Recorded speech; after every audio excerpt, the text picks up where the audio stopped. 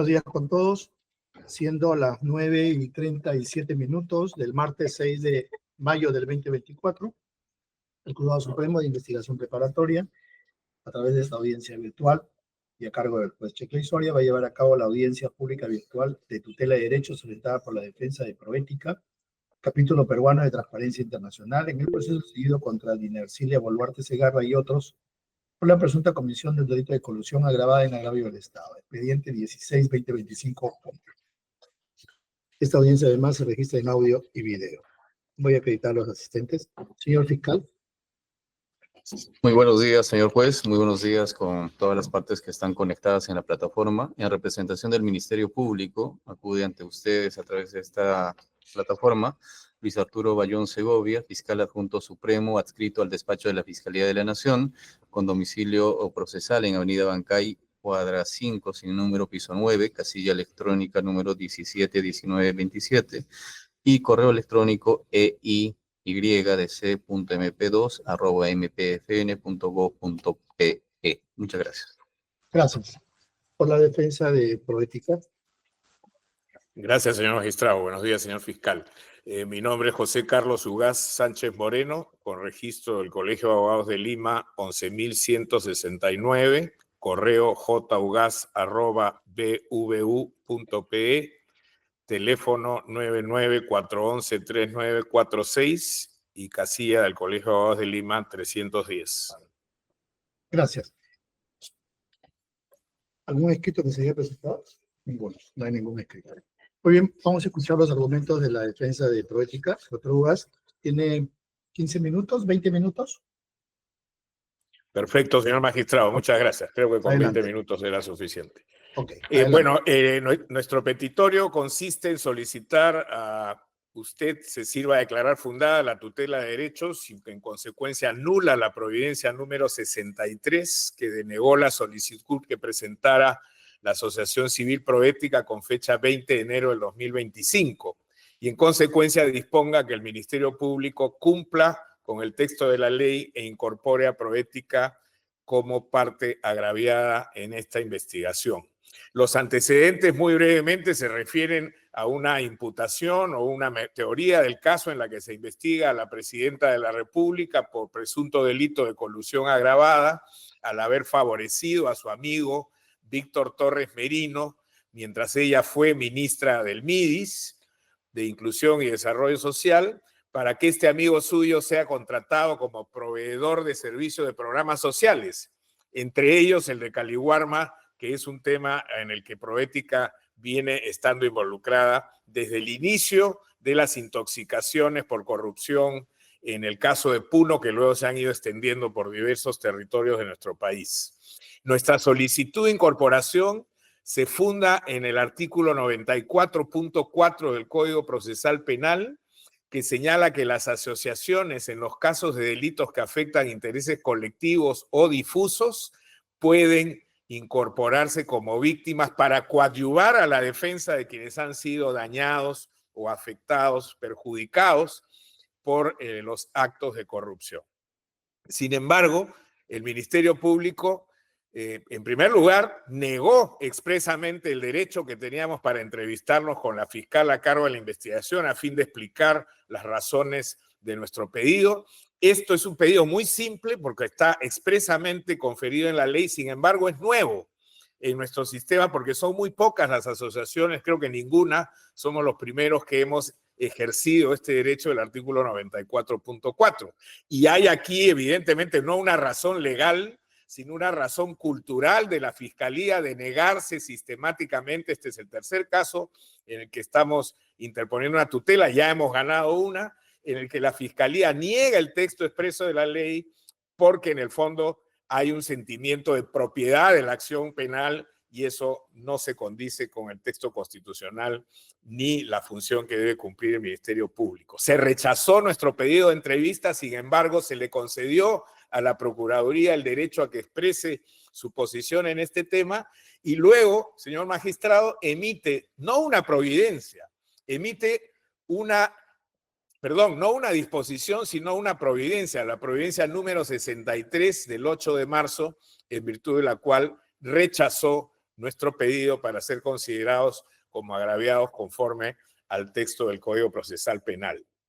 No voy a abundar tampoco en el tema de la tutela de derechos. Ya sabemos que el artículo 71.4 del Código Procesal establece que el procesado que considere que durante las diligencias preliminares se han violado sus derechos fundamentales puede acudir al Poder Judicial a solicitar que se le respeten sus derechos y se corrijan aquellas situaciones que están agraviando su posición. Esta facultad concedida al procesado o al imputado claramente se extiende también a los agraviados, y esto ya lo ha señalado expresamente el Tribunal Constitucional en el expediente 1570 del 2017, del 10 de enero de ese año, que señala que efectivamente los agraviados tienen derecho a recurrir a la tutela en función al principio de igualdad de armas y a los artículos del título preliminar del Código Procesal Penal que expresamente así se lo reconocen, en particular el artículo 1 y el artículo 9, como luego volveré a señalar. Aquí se han vulnerado, señor magistrado, una serie de derechos fundamentales que voy a resumir muy sucintamente. En primer lugar, el principio de la legalidad procesal. ¿Por qué? Porque nuestro pedido es un pedido de fondo, es para que se incorpore como agraviado, de acuerdo al texto de la ley, a una asociación civil que reúne los requisitos que establece la norma y que, tratándose de un caso de delito que afecta a intereses colectivos o difusos, estamos hablando en el caso específico de Caliwarma, de miles de niños vulnerables en situación de pobreza extrema que están siendo impactados por la corrupción de Caliwarma. ¿Quién no va a conmoverse con las noticias que hemos visto de estos niños en las postas médicas, en situación absolutamente riesgosa para su salud y con una indiferencia total por parte del Estado? Sin embargo, aquí, ante ese pedido de constitución o de ser incorporados como agraviados en la investigación, se emite una providencia que es un instrumento de mero trámite. El artículo 122.3 del Código Procesal Penal sostiene que solamente se emiten providencias para ordenar materialmente la investigación. Y la incorporación o no de alguien como agraviado en una investigación no puede ser considerado, pues, un hecho de mero trámite y de ordenamiento. Aquí estamos hablando de un tema de fondo que exigió en su momento y exige hoy, si hay discrepancia del Ministerio Público, una disposición motivada que no se ha hecho. Y ahí viene la segunda vulneración. Ya es harto conocido en nuestro sistema que existen múltiples y uniformes pronunciamientos del Tribunal Constitucional. Cito solamente como ejemplo la sentencia 04437 del 2012, que establecen que las disposiciones fiscales tienen que ser debidamente motivadas y no con motivación aparente, es decir, para cumplir formalmente con una apariencia, como señala su propio título, sino que tiene que haber una reflexión, un análisis, una ponderación de los argumentos que llevan a tomar esa disposición. Más aún cuando se está yendo contra el texto expreso de una norma, como es en este caso el artículo 94, inciso cuarto del Código Procesal Penal. La Fiscalía cumple simplemente con el manido argumento en dos líneas de decir: el único titular del bien jurídico en los delitos contra la administración pública es el Estado. Ergo, solo le corresponde a la Procuraduría General defender esos intereses y por lo tanto es la única que esté legitimada para ser incorporada como agraviada en una investigación de corrupción. Falso, falso de todas falsedades. Existe jurisprudencia, existen casaciones, existen acuerdos plenarios, está la doctrina, todos reconocen que en los delitos de corrupción hay que distinguir entre el sujeto pasivo del delito, es decir, quien ha sufrido el daño criminal, y el sujeto pasivo del daño, que es el perjudicado. Ya la casación 6462 del 2019 estableció con toda claridad que esta distinción, el del sujeto pasivo del delito, que es el titular del bien jurídico, el Estado efectivamente en los delitos contra la administración pública, no es el mismo que el perjudicado, porque pueden haber personas físicas, personas jurídicas, colectivos y comunidades, de hecho las hay, que sufren daños directos aunque no sean los titulares del bien jurídico. Y esa realidad, señor magistrado, que es tan obvia, que es tan evidente y que siquiera por un mínimo de sensibilidad social, el Ministerio Público, que se supone que es el defensor de la legalidad, debería incorporar en su cultura, la tiene exactamente incorporada de manera inversa. Acá solo puede venir, ni la Procuraduría se ha atrevido a sostener esto. Cuando la Procuraduría responde al pedido del Ministerio Público, dice, sin embargo, nosotros no nos consideramos con derecho a emitir una opinión sobre un agente privado como es una asociación civil. Hemos acreditado abundantemente en nuestro pedido de incorporación y también en la tutela los argumentos, y ahí está la doctrina que lo señala. He citado por lo pronto a dos autores que claramente establecen esta diferencia entre sujeto pasivo del delito y perjudicado o sujeto pasivo del daño, y que señalan expresamente que personas individuales, comunidades y colectivos, más aún si se trata de delitos que afectan intereses difusos o colectivos, es perfectamente admisible, y para eso se creó el artículo 94.4 del Código Procesal Penal. ¿Quién en su sano juicio puede negar que los niños de Puno, de Cabana, son los perjudicados directos en los delitos de corrupción o delitos contra la administración pública que se han cometido en Caliwarma y de los cuales debe responder, efectivamente, por los cuales debe responder la Presidenta de la República, ex ministra encargada del sector, y en esta investigación precisamente cuestionada por favorecer por intereses subalternos a un amigo con sobrecostos y materia que no era apta para consumo humano para esos niños? ¿Quién puede sostener que aquí no ha habido un perjuicio para quienes eran los beneficiarios finales de un programa para niños vulnerables en situación de extrema pobreza, que si no comen en las escuelas públicas no van a tener alimento durante todo el día? ¿Quién se perjudica con la corrupción en Caliwarma? ¿Solo el Estado peruano? ¿Porque le han violado las normas establecidas? Claramente no es así. Aquí hay un cúmulo de personas, seres humanos y colectivos, comunidades como la de Cabana, que han sido directamente afectadas por este tipo de delitos. Entonces, creo que sobre eso hay claramente una falta de motivación, y cuando han intentado argumentar ha sido una motivación aparente la del Ministerio Público para torcer el texto expreso del artículo 94.4, diciendo además que como el inciso primero de esa norma establece que la víctima es quien ha sufrido el daño directo, pretenden sostener que no son los niños los que han sufrido el daño directo. Y lea, por favor, señor magistrado, en su oportunidad, esta providencia cuestionada, porque ahí claramente está diciendo con absoluta parcialidad el Ministerio Público que el único afectado directo es el Estado. Y eso es inaceptable. Y ya hemos logrado que una sala nacional lo establezca con toda claridad en una tutela anterior a la que me voy a referir brevemente en un momento. Finalmente queda también, bueno, lo hago de una vez, es la quinta Sala Penal de Apelaciones Nacional en el expediente 396-2023, que declaró fundada en parte la tutela que promovimos en un caso mucho menos grave que este, que era un caso de corrupción en la municipalidad de Miraflores. La Fiscalía, con el manido argumento de que el Estado es el único titular del bien jurídico y por lo tanto debe ser el único agraviado representado por la Procuraduría, nos negó ese derecho.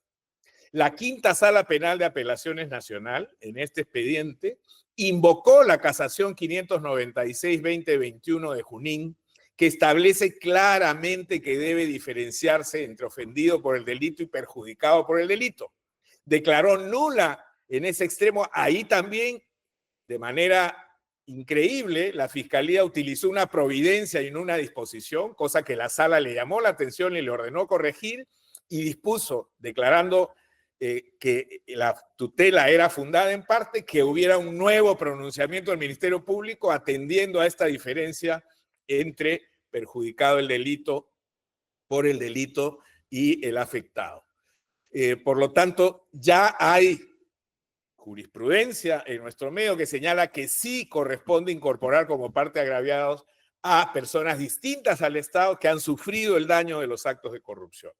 Y para ir cerrando, señor magistrado, me voy a referir a la normativa internacional, porque la falta de motivación no solamente es utilizar argumentos carentes de justificación, sino omitir pronunciarse sobre otros argumentos que nosotros hemos puesto sobre la mesa para justificar nuestro pedido.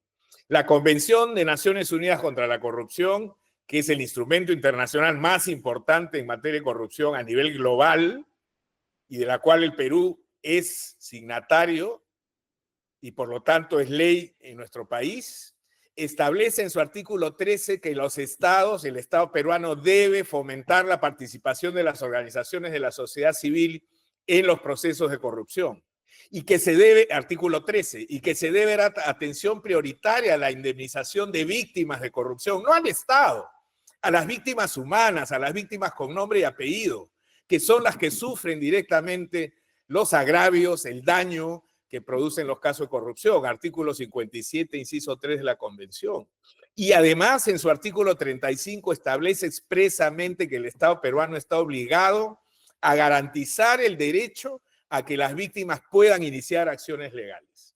Aquí estamos hablando de una comunidad de extrema pobreza que obviamente no tiene recursos ni acceso por la lejanía y lo remoto del lugar siquiera a tener contacto con abogados. Hemos hecho un esfuerzo muy grande para poder de alguna manera recabar y gestionar que puedan ser traídos a Lima para ser atendidos en su salud, los niños de Calihuarma que tienen que ver directamente con esta investigación.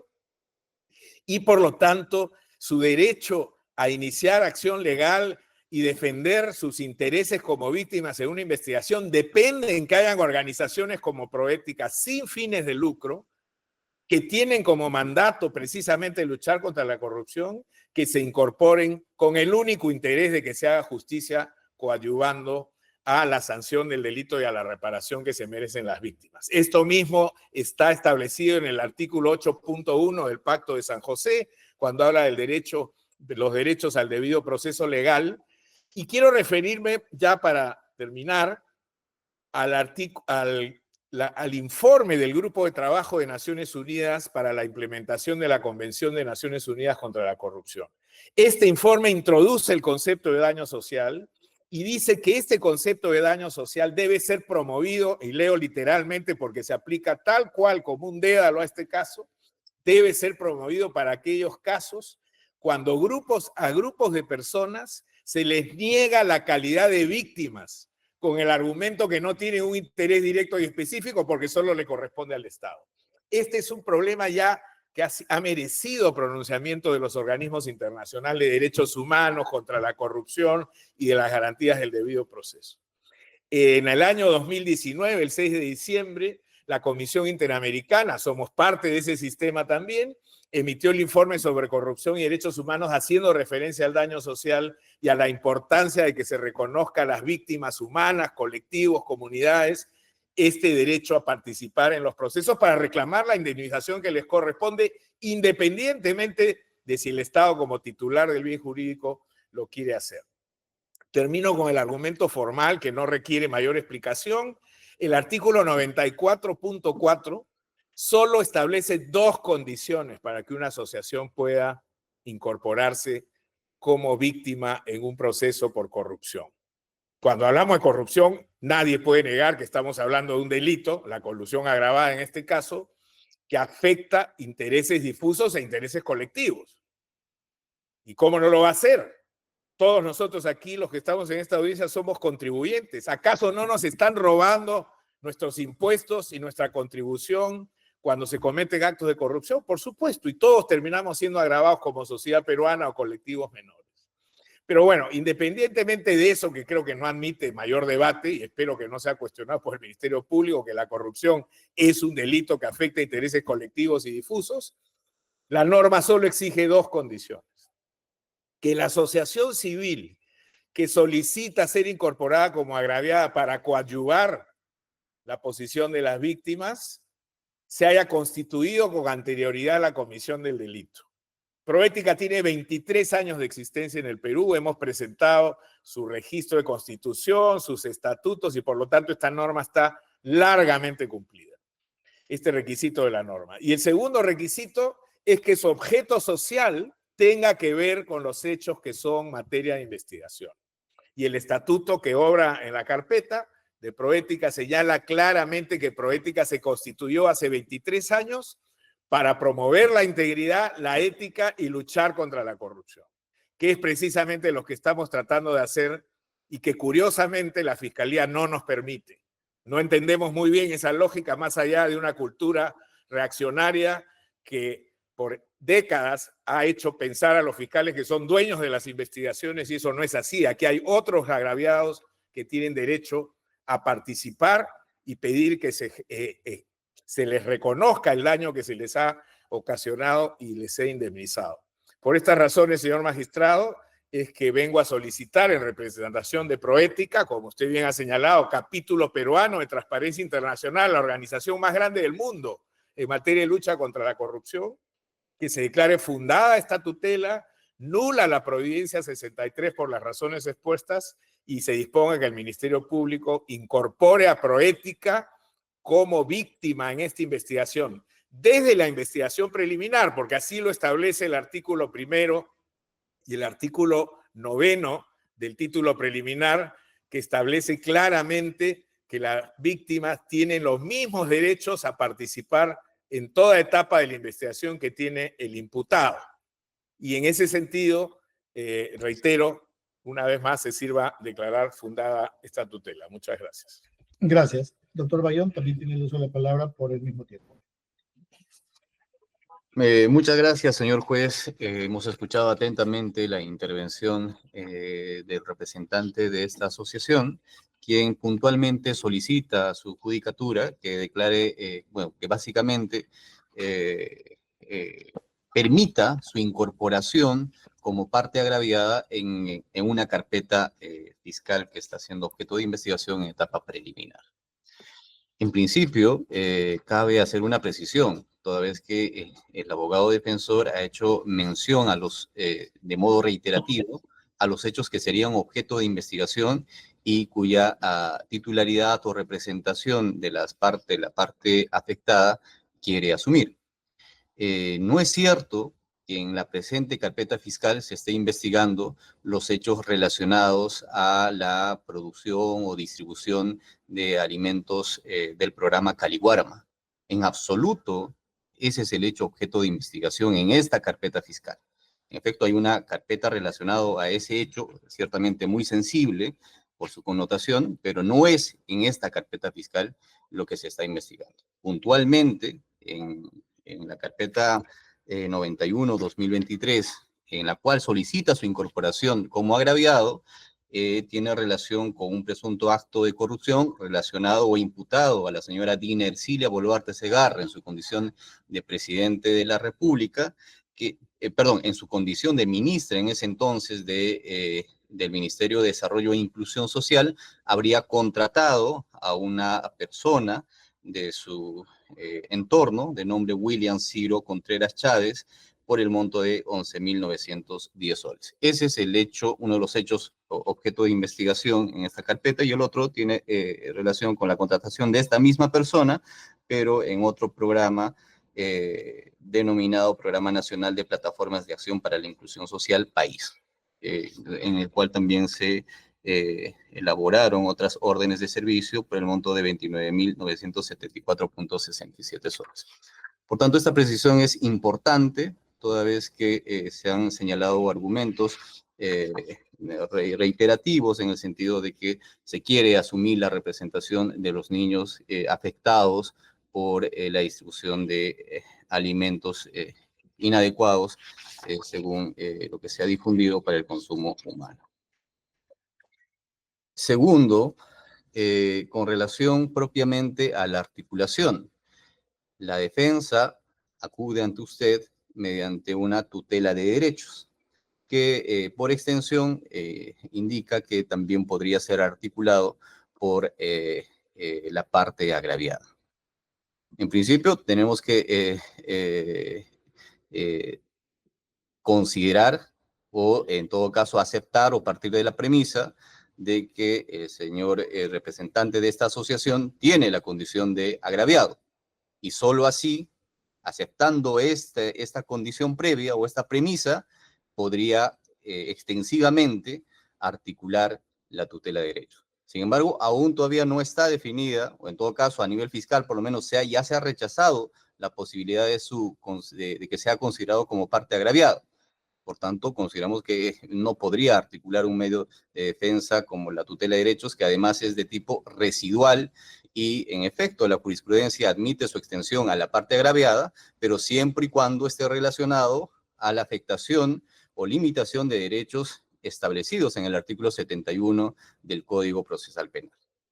En este caso, el recurrente solicita la nulidad de una providencia.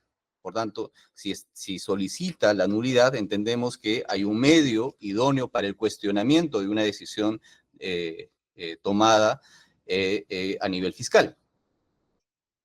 Por la misma naturaleza de residualidad de la tutela de derechos, no admiten todos, en este caso o en este contexto, pues, que se haya recurrido a esa vía cuando lo que se pretende es la nulidad de un acto o de una providencia específica. Por tanto, el régimen que debería considerarse para cualquier articulación o cuestionamiento de esta decisión es la nulidad, y concretamente, ¿no?, señala el artículo 150 que la nulidad procede cuando tenga relación a la intervención, asistencia y representación del imputado o de la ausencia de su defensor en los casos en que es obligatoria su presencia, y a la inobservancia del contenido esencial de los derechos y garantías previstos por la Constitución. Entonces, consideramos que tampoco podría admitirse esta tutela, toda vez que no es el medio idóneo para que se cuestione esta decisión o este pronunciamiento fiscal, tanto más que se pretende la nulidad de la misma. Ahora, la defensa sobre el tema de fondo indica que no existe fundamento legal para haber rechazado su pedido de incorporación al proceso o al procedimiento como parte agraviada. Sin embargo, el artículo 94, inciso 1, establece claramente o regula claramente la representación en el caso de delitos en los cuales resulta agraviado el Estado. Señala el indicado dispositivo que se considera agraviado a todo aquel que resulte directamente ofendido por el delito o perjudicado por las consecuencias del mismo, tratándose de incapaces de personas jurídicas o del Estado, su representación corresponde a quienes la ley designe. Y la ley, en el caso específico de representación del Estado, no solamente la ley, inclusive la norma constitucional en el artículo 47 indica pues que la defensa de los intereses del Estado recae en la Procuraduría Pública, y de modo específico, como desarrollo de la norma constitucional, tenemos el decreto legislativo 1326 que reestructura el sistema administrativo de defensa jurídica del Estado y crea precisamente la Procuraduría General del Estado para que asuma la representación del Estado en los casos o delitos en específico en los cuales resulta perjudicado. Concretamente, el artículo 24 de esta norma legal, el decreto legislativo 1326, así como su propio reglamento, el decreto supremo 018-2019-JUS, artículo 11, numeral 17, y el artículo 39, numeral 1. Todas estas normas legales e incluso la norma constitucional, de modo claro, establece que la representación del Estado y la defensa del mismo recae en la Procuraduría General del Estado. Y en el caso concreto, señor juez, la Procuraduría General del Estado, a través de la Procuraduría Especializada, ha presentado su escrito de apersonamiento y se ha admitido la misma mediante Providencia 11 de fecha 9 de agosto del año 2024. Por tanto, la parte agraviada en este caso, el Estado está debidamente representado según el marco constitucional y legal señalado por la Procuraduría, y en ese contexto es quien ejerce las prerrogativas, facultades y derechos que la ley le concede. Señala la defensa que tiene un precedente jurisprudencial que ampara su pedido, en el sentido de que existiría una sala que habría declarado fundada su tutela de derechos y habría ordenado que la Fiscalía lo tenga por constituido como representante de una asociación civil. En el mismo escrito de tutela, que es objeto de la presente audiencia, hace transcripción de ese pronunciamiento judicial, y lo que el órgano jurisdiccional dispone no es que se tenga por constituido como agraviado al representante de la asociación Cuscachay, que por cierto también entiendo que asume el doctor José Ugaz, sino textualmente indica lo siguiente: en ese orden de ideas, sí podemos disponer, previo al control de legalidad que acaba de efectuar a la fiscal a cargo de la investigación, que reevalúe el pedido de la asociación Cuscachay, considerándose en su análisis si esta asociación estaría o no inmersa en el escenario jurídico que este tribunal ha discernido. Esto es, si le alcanzaría la calidad de perjudicado como para incorporarlo en la estación pertinente como parte agraviada, juntamente con la Procuraduría Pública, quien representa al Estado. Es decir, ha habido en todo caso una disposición mediante el cual se requiere a la Fiscalía que llevó ese caso que reevalúe este pedido, no que admita su pedido, como ha señalado en esta audiencia el recurrente abogado José Ugaz. Entonces, en este caso, la petición se ha evaluado y se ha emitido la respuesta debidamente motivada desde nuestra consideración y que está contenida en la disposición cuya nulidad, pero en la providencia cuya nulidad se requiere. ¿Qué pasaría, señor juez, si es que usted ampara su pedido y ordena al despacho fiscal que tenga por agraviado a la asociación civil, ¿sí, no?, Proética, representado por el doctor José Ugaz, entiendo, o en todo caso cuya defensa en esta audiencia lo asume dicho letrado?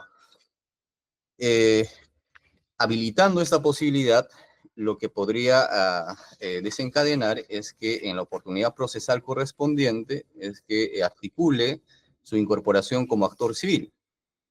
Y si eso fuera así, también podría no solamente ejercer todos los derechos de, inclusive medidas cautelares en el ámbito civil, sino incluso podría reclamar el pago de la reparación civil en representación de la sociedad, entiendo, de las personas perjudicadas por el delito, lo cual no es el sentido de la norma. Precisamente por eso existe una cláusula expresa que establece que para estos casos la representación del Estado recae en la Procuraduría.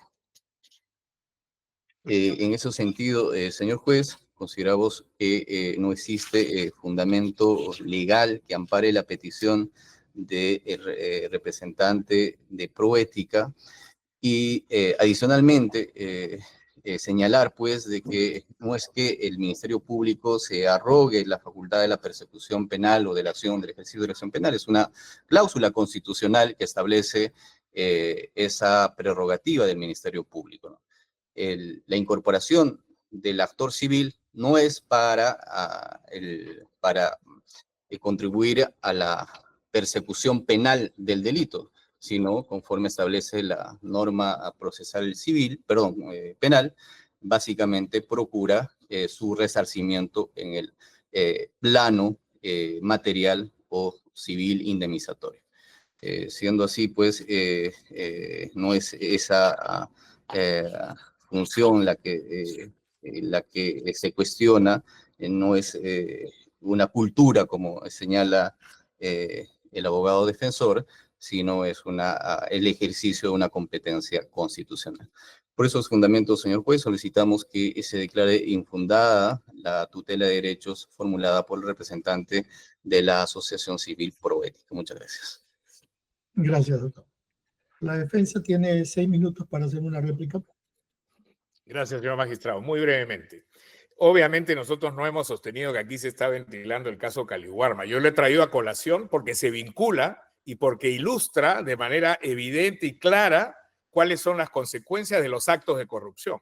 Este es un caso de colusión agraviada y con las disculpas del señor representante del Ministerio Público, él no puede sostener que yo no soy agraviado de un acto de corrupción como el de una colusión agravada que se comete por la presidenta de la República, en el caso se confirme la teoría del caso, con un tipo que ha estado manipulando los contratos sociales para perjudicar a un colectivo, no solamente de las personas que terminan siendo afectadas en su derecho a la alimentación, a la salud, a la educación, a una vivienda digna, sino a todos ellos que, como ustedes, pagamos nuestros impuestos y tenemos el derecho de que esa contribución cumpla con el objetivo social para el cual ha sido diseñado. Cada sol que se desvía del presupuesto nacional por un acto de corrupción es un agravio para todos los contribuyentes de este país y para la sociedad en general, que se va a ver privada de los beneficios que deberían generar los impuestos. Y si he mencionado el caso Caliwarma, señor magistrado, es porque tenemos elementos que queremos aportar a la investigación que señalan que este personaje, amigo de la presidenta que está siendo investigado, a su vez ha tenido participación en los contratos de Frigoinca, que es la que ha generado las otras investigaciones que la propia Fiscalía conoce y que hoy están concentradas en la Fiscalía del doctor Avia, que por cierto, reconociendo en la reunión que tuve con él a raíz del pedido que hemos hecho en esa investigación, que nos asiste pleno derecho para ello, su frase final fue: pero creo, doctor, que no lo voy a poder hacer porque mis colegas fiscales se molestarían mucho si abrimos la puerta para que la sociedad civil participe en las investigaciones. Entonces, claramente este no es el caso Caliwarma, es un caso de colusión agraviada y es un caso de corrupción. Y siendo la corrupción un delito que agravia intereses difusos y colectivos, nos corresponde apersonarlos porque así lo establece la norma. Yo no entiendo esta argumentación que pretende negar el texto expreso de la ley. Si fuera intencional, además, yo diría que es dolosa y prevaricante, porque la norma es clarísima y me voy a permitir releer lo que el señor fiscal ha leído. Dice, artículo 94, inciso 1, se considera agraviado a todo aquel que resulte directamente ofendido por el delito o perjudicado por las consecuencias del mismo. ¿Quién se perjudica con las consecuencias del delito de corrupción? No el Estado. El Estado se ofende porque es el titular del bien jurídico. Existe la doctrina, he adjuntado las casaciones, he adjuntado el pleno de la Corte Suprema que así lo establece. Y luego el fiscal utiliza la segunda parte de ese párrafo y dice, tratándose del Estado, su representación corresponde a quien la ley decide. Por supuesto que es así. Nosotros no negamos que el Estado es el titular del bien jurídico y que debe estar representado por la Procuraduría. Yo mismo he sido procurador y he defendido los intereses del Estado, pero a mí jamás se me hubiera ocurrido negarle a otras víctimas de intereses difusos, a la sociedad en general, más aún cuando existe una norma. Esta norma no existía en mi época. Y si vamos al debate, a las actas del debate del Código Procesal Penal, uno de los ponentes de esta norma fue el hoy magistrado supremo César San Martín Castro, que además tiene escritos en los que señala que la tendencia global en delitos que afectan a intereses difusos o colectivos es permitir la participación de la sociedad a través de asociaciones civiles. Entonces, no quisiera que se confunda acá, como se ha pretendido hacer, de que yo no tengo claro que esto no es Caliwarma, que Caliwarma es otro proceso. Acá hay un delito de colusión agravada, que tiene una conexión con Caliwarma, que está siendo investigado en otras varias fiscalías. Y nosotros consideramos que en los delitos de colusión agravada, la sociedad es perjudicada y eso es el requisito que establece el artículo 94 en su inciso 4. Respecto al tema de la tutela, si es residual o no, también somos claros que efectivamente corresponde la tutela cuando no existen otras vías, establece la norma, para poder conseguir la protección a los derechos. Y en este caso, no solamente no la existe, sino que nos las han negado expresamente. La fiscal de la Nación, que es la que firma y supongo la que tomó la decisión en este caso, se negó expresamente a recibir a los peticionantes para escuchar. Y sin embargo, sí le dio la oportunidad a la Procuraduría para hacerlo. Y se contentó con la que la Procuraduría viniera con la repetición ya y realmente insostenible de que el Estado es el titular del bien jurídico y por lo tanto no se puede aceptar la vigencia del artículo 94, inciso cuarto. El artículo 150 al que se ha referido el señor fiscal, efectivamente habla de la protección a los derechos y garantías establecidos en la Constitución. Y las víctimas tienen esos derechos garantizados y aquí se les quiere negar de manera expresa a las víctimas que somos los que hemos sido perjudicados con actos de corrupción potencialmente, por supuesto, si se llega a establecer una sentencia condenatoria, esos derechos que supuestamente el Ministerio Público va a representar en nuestro nombre. Yo tengo el derecho de participar directamente y para eso la ley ha establecido un mecanismo y ese mecanismo es una asociación que cumpla con determinados requisitos. Finalmente termino señalando ya lo que ha dicho el fiscal, lo he repetido, inicié mi intervención así, el Estado es el titular del bien jurídico de administración pública. Pero ¿quién se perjudica acá? ¿Para qué entonces existe el artículo 94, inciso cuarto, si la única interpretación que tiene el Ministerio Público es la que acabamos de leer?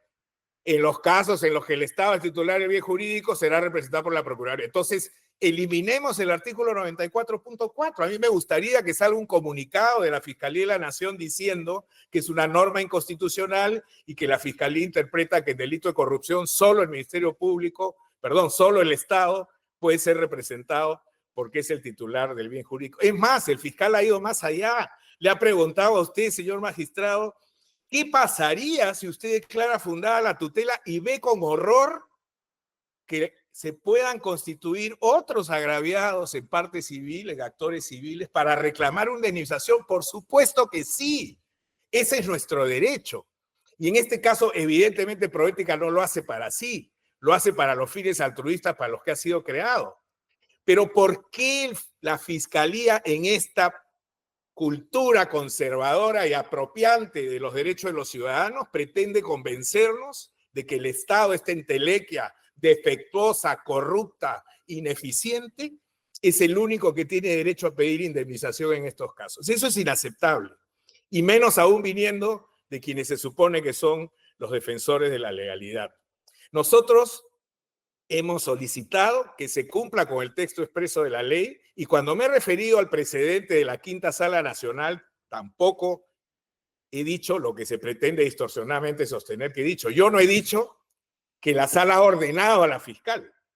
Lo que he dicho es que la Sala ha establecido, reiterando una casación que la he mencionado expresamente, que es la de Junín, que existe una diferencia entre el perjudicado y el titular del bien jurídico y le dice a la fiscal, usted vuelva a resolver teniendo en cuenta esos elementos. Ayer he estado reunido con la fiscal, el viernes ha ofrecido tener ya la disposición en la que dice efectivamente la sala me ha instruido o ha señalado cuál es el camino que tengo que seguir y así será. Entonces que no se venga aquí a decir que yo he mentido, señalando que efectivamente hay una disposición judicial que declara nula en una tutela anterior. Lo que esa disposición judicial hace es reconocer una línea jurisprudencial que es clara y que, insisto, está en varias casaciones, está en un pleno de la Corte Suprema, lean a Fidel Rojas, señor fiscal, por favor, ahí está claramente establecido que el Estado no puede ser el único titular del bien jurídico porque hay personas con nombre y apellido de carne y hueso que constituimos una sociedad y que nos vemos afectados con cada acto de corrupción que se comete. Ese es el elemento central de esta argumentación y creo que eso da oportunidad para que el Poder Judicial ratifique lo que ya se ha venido señalando en su propio plenario y en sus casaciones. Aquí, este delito de colusión agravada abre la posibilidad para que se aplique el artículo 94.4 porque hay agraviados directos de la corrupción, que es un delito que afecta a intereses difusos, y hay una asociación que cumple con los requisitos que ha establecido la ley, que está pidiendo que se aplique la norma y que no se venga con interpretaciones realmente forzadas en el sentido de que el Estado es el único titular del bien jurídico, por lo tanto nadie más puede ser agraviado en un caso de corrupción que no sea el procurador. Eso es inaceptable. Y yo creo que sería un retroceso en el Estado de Derecho si es que prospera este tipo de interpretaciones que lamentablemente nos trae el Ministerio Público en su máximo nivel, además. Gracias, señor magistrado. Gracias.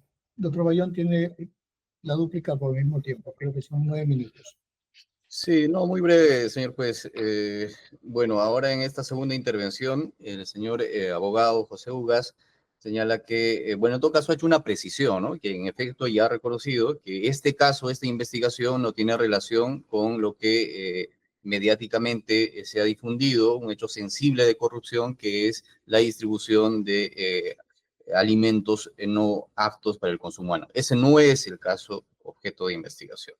También ha precisado, en todo caso, nosotros no hemos señalado que esté mintiendo, pero es importante esas precisiones que ahora realiza, que la quinta sala no es que ha dispuesto o ha ordenado que la Fiscalía admita su constitución en actor civil, esta vez a través de otra asociación. En este caso es Proética, y en el caso de esa investigación a cargo de otra Fiscalía, el señor José Ugas representa otra asociación de nombre Cuscachay, y también ha solicitado su incorporación. Lo que el juzgado le ha indicado, según esta transcripción que ha consignado en su escrito, es que esa petición sea evaluada, ¿no? Lo importante hubiera sido que el señor abogado pues presente esa evaluación y la disposición del despacho fiscal mediante el cual se admite su incorporación como agraviado, y eso entiendo que no se ha producido. ¿Quién es titular del bien jurídico en los delitos de corrupción? Pues entraríamos a otro terreno dogmático para hacer esa precisión, ¿no? Y el abogado, en su primera intervención, ha señalado, ¿no?, que hay que distinguir entre la titularidad del bien jurídico y sobre quién recae la acción. Y dogmáticamente se ha reconocido que en los delitos funcionariales el titular del bien jurídico es el Estado. Otra cosa es el titular o la titularidad en todo, sobre quién recae la acción. Una cosa es sobre quién recae el delito, titular bien jurídico el Estado, y cosa distinta es sobre quién recae la acción y cuáles serían en todo caso los perjudicados por la comisión de un determinado delito. Que son dos situaciones distintas. Reitero, señor juez, que para que se admita siquiera la posibilidad de discusión y de que se ampare una petición de tutela de derechos, el recurrente debería tener la condición o de imputado, que es la fórmula originaria por la cual se estableció este mecanismo procesal para reclamar la vulneración de derechos fundamentales, o de agraviados, y esa condición no tiene el recurrente en el caso en concreto, ¿no? Y sí existe medios alternativos distintos a la tutela de derechos a través del cual pudo reclamar su pretensión, lo cual no ha sido el caso. Por esos fundamentos reiteramos, señor juez, que esta pretensión sea declarada infundada. Muchas gracias.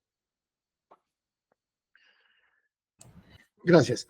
Habiendo escuchado... Señor juez, si me permite solamente hacer referencia a este último punto, nada más para precisar. No, doctor Ugas, ya aquí... terminó el debate porque ya bueno, no tendría que darle también la palabra.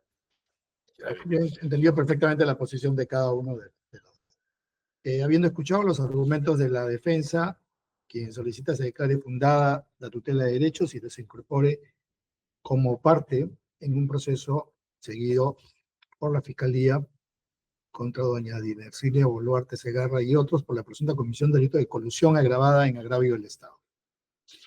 Y los argumentos de la Fiscalía, quien solicita se declare infundada la misma, también por los argumentos expuestos el día de hoy. Voy a evaluar este tema y expediré la resolución que será notificada a sus casillas electrónicas. Siendo las 10:26, se concluye la presente audiencia. Muchas gracias, hasta luego.